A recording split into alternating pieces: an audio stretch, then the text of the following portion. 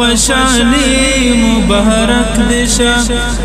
نن دی ودی دلتا دوستان راځي وای تبریکی مبارک دشا نن دی د شادی مبارک دشا جوړه خوشحالی مبارک دشا نن دی ودی دلتا دوستان راځي وای تبریکی مبارک دشا ستا پر سر خولای عجب خوند کوي ستا پر سر خولای عجب خوند کوي نوی زندگی مبارک دشا جوړه خوشحالی مبارک دشا نن دی د شادی مبارک دشا جوړه خوشحالی مبارک دشا نن دی ودی دلتا دوستان راځي وای تبریکی مبارک دشا مشیلا نظر ازما اشنا یارا مشیلا نظر ازما اشنا یارا دغه نیکمرغي مبارک دشا جوړه خوشحالی مبارک دشا نن دی وشادی مبارک دشا جوړه خوشحالی مبارک دشا نن دی ودی دلتا دوستان راځي وای تبریکی مبارک دشا نن دی ودی دلتا دوستان راځي وای تبریکی مبارک دشا ستا پر سر خولای عجب خوند کوي ستا پر سر خولای عجب خوند کوي نوی زندگی مبارک دشا جوړه خوشحالی مبارک دشا نن دی د شادی مبارک دشا جوړه خوشحالی مبارک دشا نن دی ودی دلتا دوستان راځي وای تبریکی مبارک دشا ټول درد وای تبریکی ګرانا ټول درد وای تبریکی ګرانا وای معصومی مبارک دشا جوړه خوشحالی مبارک دشا وای گوهری مبارک دشا جوړه خوشحالی مبارک دشا وای مسروری مبارک دشا جوړه خوشحالی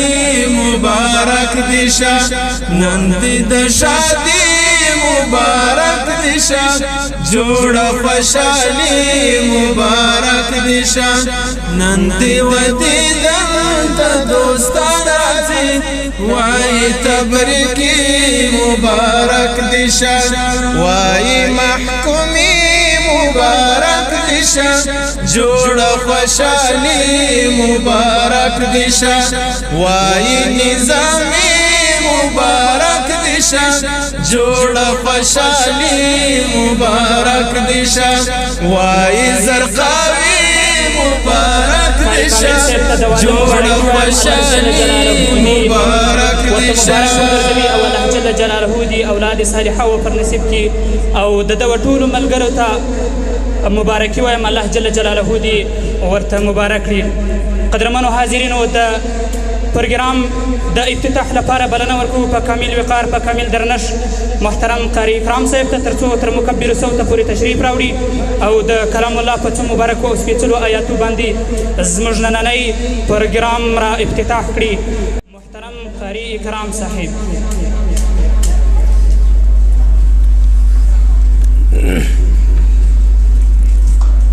أعوذ بالله من الشيطان الرجيم. بسم الله الرحمن الرحيم. لا يستوي أصحاب النار وأصحاب الجنة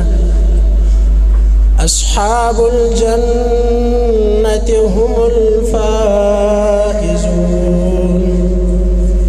لو أنزلنا هذا القرآن على جبل لرأيته خاشعا متصدعا من خشية الله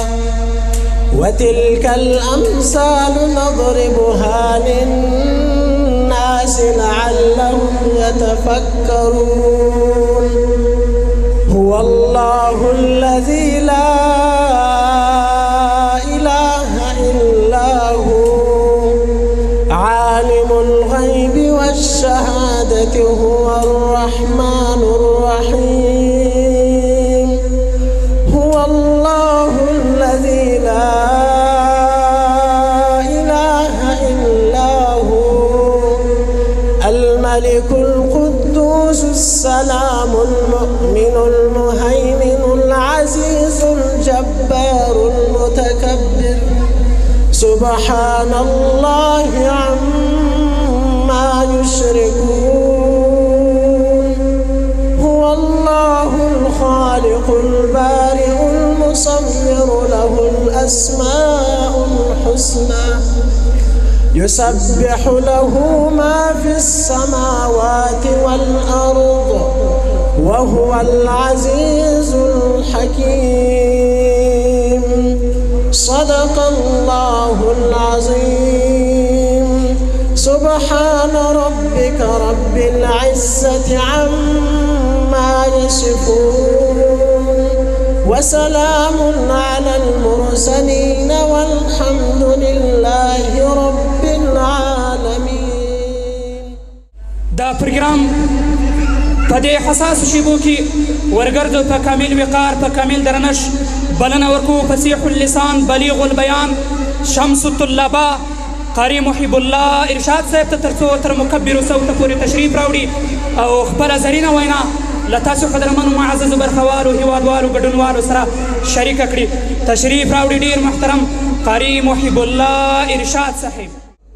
خو د استادانو په مشوره باندې د دوی په اجازه باندې غواړم تاسو ته یو څو خبرې وکړم. محترمو حال او محل دا تقاضا کوي چې مقرر او مبلغ باید د واده د نکاح او د ګډ ژوند پر برابر باندې خبرې وکړي. خو ان شاء الله تعالی امید لرم چې نور استادان علما کرام به ولاړ سي او پر دې برابر به تاسو ته بیان وکړي. زه غواړم یو بلې موضوع ته ولاړ سم. زما موضوع په باره کې د علم ده. خدای پاک جل جلاله نبی علیه الصلاة والسلام ته فرمایي وایي ته ووایه آیا برابر د هغه کسان چې علم لري د هغو کسانو سره چې علم نه لري؟ علما کرام ناست په دې خبره باندې علما کرام پوهیږي. دلته دا کم حل چې راغلی دا استفهام انکاري دی، یعنی هرگز نه دی برابر هغه کسان چې علم لري د هغو کسانو سره چې علم نه لري. خدای پاک جل جلاله و علما کرامو ته ډېر ستر عزت ورکړی. ځکه خدای پاک جل جلاله چې پر نبی علیه الصلاة والسلام باندې د خپل مبارک کتاب اولنی وحی را نازل کړه. د هغې اولنی وحی اول توره اقرأ دی. د دې اقرأ تورې څخه مطلب او مقصد څه شي دی؟ خدای پاک جل جلاله نبی علیه الصلاة والسلام ته فرمایي وایي اقرأ، یعنی لوستنه وکړه، زده کړه وکړه. ګورې په قرآن عظیم شان کې ډېر مهم شان شته، خو خدای پاک جل جلاله د علم زده کړه تر ټولو شانو د مخه کړې ده. نو د دغه تورې څخه او د قرآن عظیم شان د نورو آیاتونو څخه دا معلومیږي چې خدای پاک جل جلاله علما کرامو ته ستر عزت ورکړی. ځکه دا علم صفت د خدای پاک جل جلاله دی. کم کسان چې د خدای پاک جل جلاله په نیز مقبول نه وي هغو ته علم نه ورکوي. خو دا علم چې و چاته ورکوي خدای پاک جل جلاله به خامخا د دوو شانو اراده ورته لري. یو دا چې په دې علم به دی خپل ځان او بل څوک هدایتوي او رهنمایي به کوي او بل دا چې د امتحان دپاره خدای پاک جل جلاله دا د علم توره ورکوي او دا د علم توره به زموږ او ستا زموږ په لاس کې وي خو دا پر موږ باندې غټ امتحان دی چې آیا دا توره موږ په څه رقم باندې چلوو دا علم موږ په څه رقم خلکو ته رسوو خو متاسفانه نن زموږ او ستاسو فکر او نظر غربي دنیا د علم څخه اړولی دی یو بلې خواته وړی دی که تاسې فکر په دا یو څو وختو کې په دې رسانو کې خورا د کرکټو د فوټبالو د دې شیانو کیسه یي زموږ او ستاسې ګورې د واده محفل ده د دې خبرو ضرورت نشته په واده کې باید انسان د خوشحالۍ خبرې وکړي خو کله چې انسان د یو څه شیانو مشاهده وکړي نو بیا دا حالت دا تقاضا کوي چې ته به پر بل بحث باندې خبرې کوي د پروګرام په دې برخه کې د ترنم ډګر ته ورګرځو د ترنم لپاره بلنه ورکوو خوږ ژبې ترانه ویونکی جناب قاري امین الله مدثر صاحب ته چې راسي خپل خوږ ترنم تاسو ته واوروي محترم قاري امین الله مدثر صاحب په زړه کې چې مې ته بل جانان کله ځایږي نو ستا مینه مې بس ده نور جهان کله ځایږي نو ستا مینه مې بس ده نور جانان کله ځایږي په زړه کې چې مې ته بل جانان کله ځایږي نو ستا مینه مې بس ده نور جهان کله ځایږي نو ستا مینه مې بس ده نور جهان کله ځایږي بلبل کتل صداکا وی د ګل پر سرو شونډانو بلبل کتل صداکا وی د ګل پر سرو شونډانو بلبل کتل صداکا وی د ګل پر سرو شونډانو چې ګل و بلبل خوشوي نو زاغان کله ظاهري پزړه کې چې مې ته بل جانان کله ظاهري نو ستا مینه مې بس ده نور جهان کله ظاهري نو ستا مینه مې خوش ده نور جانان کله ظاهري د حق طالب هغه دی چې د ګل په مینه مست وي د حق طالب هغه دی چې د ګل په مینه مست وي د حق طالب هغه دی چې د ګل په مینه مست وي چې درس تا دا صفت وي نور بیان کله ظاهري چې درس تا دا صفت وي نور بیان کله ظاهري د پروګرام په دې برخه کې و محترم مولوي احسان الله شعیب صاحب ته بلنه ورکوو چې راسي خپل عالمانه وینا و تاسو قدرمنو حاضرینو ته در واوروي محترم مولوي احسان الله شعیب صاحب الحمد لله رب العالمين والعاقبة للمتقين والصلاة والسلام على سيدنا وحبيبنا وشفيعنا محمد وآله وأصحابه أجمعين رسول الله فرمائي طلب العلم فريضة على كل مسلم ومسلمة طلب د علم دا فرض دی په هر مسلمان او مسلمانې باندې اوس علم ولی فرض دی ځکه خدای تعالی چې انسان پیدا کړی په دنیا کې دا د خپل عبادت لپاره مشهور آیت شریف دی ټولو عوام ته حتی معلوم دی چې وما خلقت الجن والانس الا ليعبدون ما نه دي خلق کړي جن او انس مگر الا ليعبدون لپاره د دې چې دوی زما عبادت وکړي نو اوس د انسان د ژوند غرض او غایه د انسان د ژوند مقصد دا چې انسان الله تعالی دنیا ته راستولی دی د عبادت لپاره اوس عبادت څنګه شی دی آیا عبادت بغیر د علم کېدلی شي یا مثلا خدای تعالی قرآن کې ما او تا ته وایي اقیموا الصلاه تاسو لمونځ وکړئ و د صلات مفروضه طریقه د صلات مأموره طریقه به ته پیژنې که نه پیژنې چې فرایض یې کم دي واجبات یې کم دي سنتونه کم دي مفسدات کم دي مکروهات کم دي په دې مأموره طریقه باندې په دې مفروضه طریقه باندې د صلات به ته علم راوړي چې علم دې راوړي په دې خپل علم چې دې عمل وکړي دغه ته عبادت ویل کېږي امام ابن قیم الجوزیه رحمه الله په مفتاح دار السعاده کې فرمایي وایي علم ځکه فرض دی چې ایمان خو په هر چا باندې ضروري و لازمي دی هر څوک به په خپل ژوند کې ایمان راوړي اوس ایمان دی څه شي ایمان څنګه شی دی امام ابن قیم الجوزیه رحمه الله د ایمان تعریف داسې کوي وایي ایمان داسې ماهیت دی چې جوړ د دوو شانو څخه دی یو د علم څخه جوړ دی بل د عمل څخه جوړ دی علم به کوې په خپل علم باندې به عمل کوې دغه ته ایمان ویل کېږي نو علم ځکه په هر چا باندې ضروري سو په دې خاطر باندې چې ایمان بغیر د علم راتللی نشي اوس علم خو فرض سو دا اوس علم په انسان باندې څونې فرض دی دې کې د علماو اختلاف دی امام ابن قیم الجوزیه رحمه الله وایي صحیح قول دغه دی چې په انسان باندې دغه علم فرض دی دغه علم د معاملې د بنده د خپل رب سره دا قدر کې علم په هر انسان باندې که نري که ښځې دا به دی خامخا کوي چې دا اعتقادات لرم شامل دي افعال لرم شامل دي دا علم په هر چا باندې ضروري و لازمي دی خو موږ داسې په جامعه کې څلور قسمه خلق لرو یو هغه خلق دي چې الله تعالی ورته نه علم ورکړی بدبختانه او نه ورته عمل ورکړی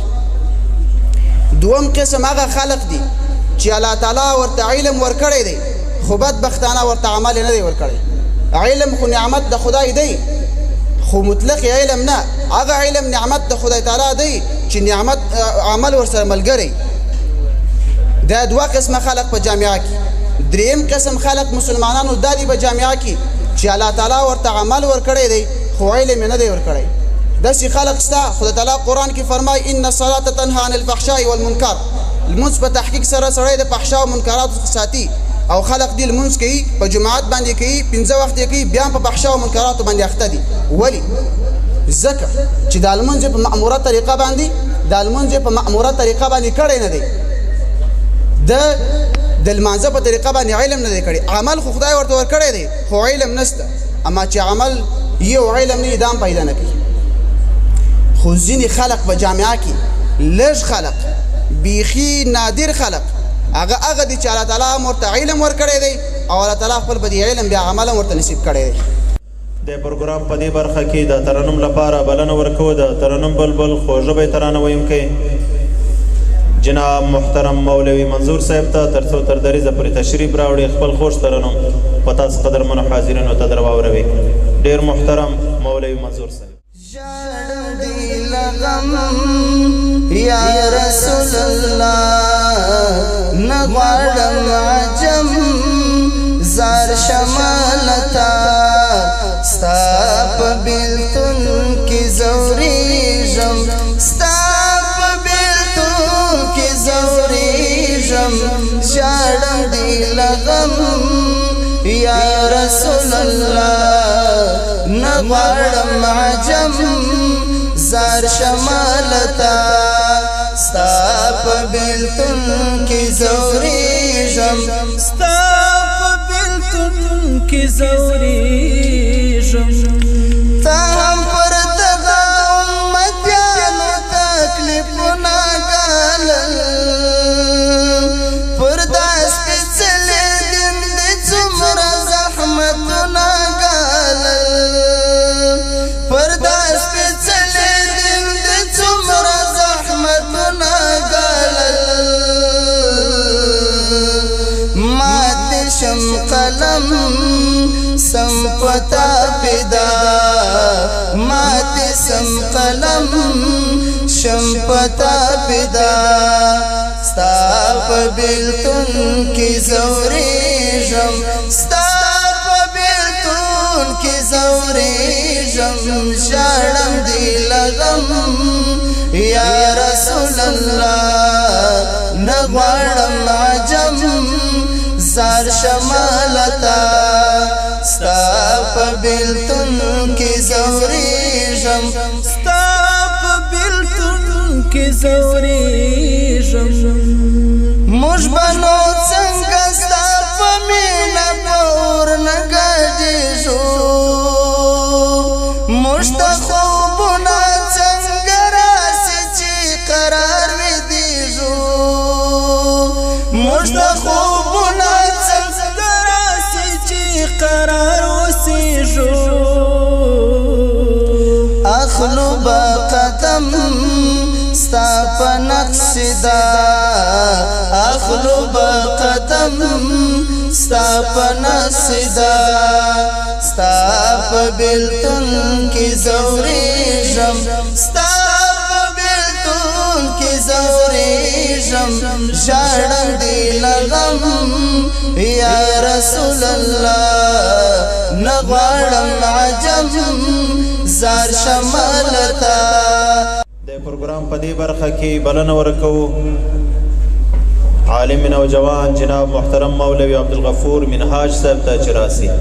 خپل عالمانه وینا او تاسو قدرمنو حاضرینو ته در واوروي ډېر محترم مولوی عبدالغفور منهاج صاحب. خو یوه موضوع ته به زه هم اشاره وکړم که څه هم خروج د بحث دی د اطاعت پر موضوع باندې ځکه چې اکثرت علماوي مجاهدین او عوام وروڼه چې دلته راجمع شوي دي دا ټوله هغه کوم کسان دي چې په نظام کې کار کوي هغه کوم کسان دي چې په مدرسې کې درس وایي هغه کوم کسان دي چې په کورو کې دي تر ځان مشر لري. د اطاعت یو داسې موضوع ده چې دا عمومیت لري استادان وجود لري دلته دا مطلق په مجاهدینو پر رفت نه لري ځکه چې هر هغه کس خپل په کورنۍ کې چې مشر دی هغه دپاره باید نور کسان مطیع اوسي د هغه اطاعت وکړي او هر رهبر او هر هغه مشر چې په کم هیواد کې په کم ریاست کې په کم ځای کې چې د مشرتوب لري محتاط کسان باید د اطاعت وکړي. د اطاعت یو ډېرې ښایسته ګټې دي او په اطاعت کې ډېرې ګټې پرتې دي ځکه الله جل جلاله په بار په قرآن عظیم شان کې فرمایلی دي اطیعوا الله و اطیعوا الرسول تاسې اطاعت د الله وکړئ او د الله د رسول وکړئ او هغه کسان چې اولو الامر ستاسو څخه دي هغه عبارت په دغه عصر کې هغه عبارت ته دی چې ستاسې د کور مشر ستاسې د ریاست مشر ستاسې د قطعې مشر ستاسې د قمندان دغه ټول ته دا خبره اوس راجع ده. خو البته څو خبرې دغه کشران طبقې مجاهدینو ته چې زموږ په سن باندې دي او زموږ محتاطي ودو ته څو خبرې کومه او مشرانو ته هم په طریقه د ادب یو دوه خواهشه لرم ځکه چې دوی زموږ مشران دي د دوی ته نه امر بلکې یو دوه خواهشه لرم کشرانو وروڼو ته زما خبره متوجه ده مجاهدینو وروڼو کشرانو مجاهدینو دا امارت دا داسې جوړ دی چې دا احساس موږ تاسې نشو کولی چې دا زموږ تی د افغانستان کور دی بلکې دا خپل ذهنونه دا کشاده کوي داسې مفکوره خلاصه کوي چې نن دغه امارت لکه څنګه چې په افغانستان کې الحمدلله الله پاک قایم کوي داسې فکر په ذهنو کې راولي چې دا د چا په ذهن کې راتله چې په افغانستان کې به امارت او په افغانستان کې به دغه غریب مجاهدین او په افغانستان کې به دا کسان چې په تور لیست کې دي هغه د الله پاک په افغانستان کې په خپل افغانستان کې د ستاسو عمرای وګرځي هغه کسان چې پر لیست کې نه وه هغه کسان چې متروک وه هغه کسان چې په هیڅ نامه باندې نوم نه اخیسته کېدی هغه کسان چې خلک یې په نامه باندې یو کیسه ده قسم ولې په هغه زاړه تاریخ کې چې تاریخ ړنګ سو یو سړی ملا و روان په کوڅې کې یو چا پسې نار کول مولوي صاحب ول کافر د مولوي صاحب نوم مه راباندې ږده هغه خبره ده داسې حال و چې چا به لنګوټه ژره د ملا نوم پر ځان باندې نسو ښولی الحمدلله نن هغه نظام دی د هغو کسانو په لاس کې دی البته مجاهدینو وروڼو یوې خبرې ته ټیټ متوجه سئ ټوله شی په اطاعت کې دي په والله چې داسې به درته زوال سي چې په پوه لا نه سئ په زاړه تاریخ کې د علماوي دا زاړه مجاهدین چې دلته ایجاد لري دا خبرې کوي دونه اکمالات دونه څه شی چې دوی سره پروت و په ضرب ده یوې ورځې یا یوې هفتې ټول افغانستان موږ ته د لاس لاړې دا ټوله موضوع د بطاعتي وه و یوه موضوع دا ده کشرانو وروڼو خپل توقع ښکته کړي دا بې ځایه توقع هم مه کوئ جهاد دې کړی دی د خدای دپاره خدمت دې کړی د خدای دپاره خدای دې درڅخه قبول کړي اما توقع دې بې ځایه مه کوه ځکه بعضې اشیا دي چې اوس د پالیسیو د اصولو سره مطابق دي ستا کم درخواست چې دی هغه د اصولو د پالیسۍ څخه لرې دی خو البته که چیرې دا ستا مشر ستا رهبر ستا رئیس د اصولو طریقه درته ذکر کړي ستا په ذهن کې بعض شیان راګرځي د دیوال پر ها مخ موږ ته اصول نه لرو هر څه په لاس کې وه و چې کم راغلي باید اصول دلته مطرح کړو هر څه په اصولو کې دي که په یوه ریاست کې یوه اداره وي یو مدیریت وي هغه دا کارونه ټول تر دغه مدیریت په دغه ادارې کې زیر اثر د دغه مدیر اوس خو باید پالیسي ولري او که هر څوک ځان ته مدیر او په ادارې کې هر یو مدیر خو بیا دلته اداره نه سوه نو که هر کشر هر فرد په هر ادارې کې اوس هغه کوم درخواستونه چې کوي هغه دغه پالیسۍ سره مطابق نه وي خو نو بیا هغه دی چې زموږ اطاعت ونه سو دا پالیسي و دا اصول مو نه دی په اطاعت کې یو اړخ اطاعت دا دی او د مشرانو مجاهدینو څخه بیا دا خواهش کوم چې کم شی وه کښته مرتبې مجاهدینو ته هغه مجاهدین چې ستا سره سوابق لري والسابقون السابقون اولئک المقربون هغو کسان ته نو بیا سخته پاملرنه وکړه والله چې بیا به دې لاس بل څوک نه نیسي دغه کسان به نیسي تشریف راوړي دا هیواد د هرات ویاړ مشهور او معروف ترانوخوان مولوي عبدالجبار ګوهري صاحب هدف یو دی ترحید وی لار یو ده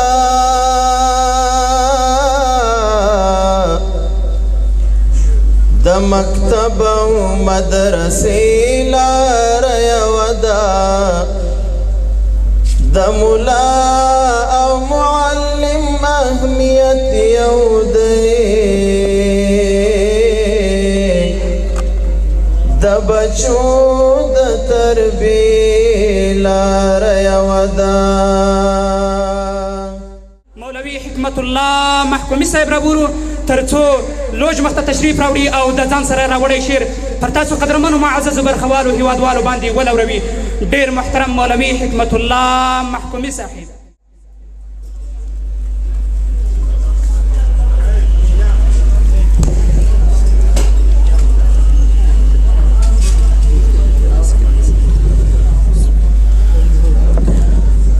چې بیرته جوړ کړې زه در پسې ګرځم تیار خاورې او به در پسې ګرځم د دیدن د لمانځه نیت مې پخوا کړی بسمل تل په اوداس در پسې ګرځم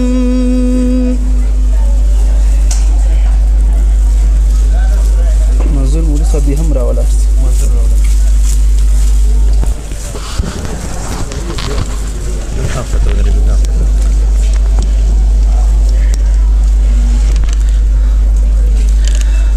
ستا په ژوند کې مو ژوند ته یې لاله او غمی ستا په ژوند کې مو ژوند ته یې لاله او غمی ستا په ژوند کې مو سا ستا په ژوند کې مو سا د ګلونو گلشن جنتی وطن د ګلونو گلشن جنتی وطن نوم دلوړ پر دنیا نوم دلوړ پر دنیا ستا پرګو کې ګرځي د غیرت وینا دلته پزړو کې ګرځي د جهاد مینا دلته پزړو کې ګرځي د جهاد مینا ته پامیر او شمشاد د ننګونو هیواد ته پامیر او شمشاد د ننګونو هیواد جنتی اریانا ستا په ژوند کې مو ژوند ته یې لاله او غمی ستا په ژوند کې مو ژوند ته یې لاله او غمی ستا په ژوند کې مو سا ستا په ژوند کې موسا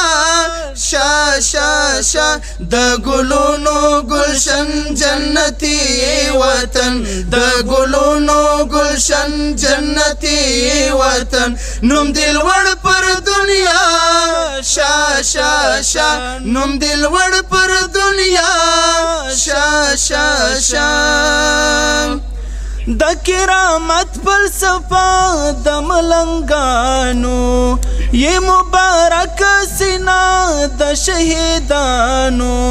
یہ مبارک سینا د شهیدانو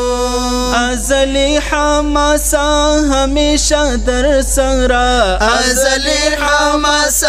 همیشه در سرا نوم دل وړوي تلستا شا شا شا نوم دل وړوي تلستا شا شا شا ستا په ژوند کې مو ژوند ته یې لاله او غمی ستا په ژوند کې مو ژوند ته یې لاله او غمی ستا په ژوند کې موسی شا شا شا ستا په ژوند کې موسی شا شا شا د ګلونو گلشن جنتی وطن د ګلونو گلشن جنتی وطن نوم دل وړ پر دنیا شا شا شا نوم دل وړ پر دنیا شا شا شا د محفل د اختتام لپاره په کامل وقار په کامل درنښت لا هم بلنه ورکوو و محترم مولوي عبدالجبار ګوهري صاحب ته تر څو تر مکبر صوته پورې تشریف راوړي او په خپل اختتامي دعا سره زموږ نننی محفل اختتام ته ورسوي جناب مولوي عبدالجبار ګوهري صاحب. الحمد لله رب العالمين والعاقبة للمتقين والصلاة والسلام على خير خلقه محمد وآله وأصحابه أجمعين. ربنا آتنا في الدنيا حسنة وفي الآخرة حسنة وقنا عذاب النار. ربنا تقبل منا إنك أنت السميع العليم وتب علينا إنك أنت التواب الرحيم. اللهم بارك فيهما وبارك عليهما واجمع بينهما بخير وصلى الله تعالى على خير خلقه محمد وآله وأصحابه أجمعين برحمتك.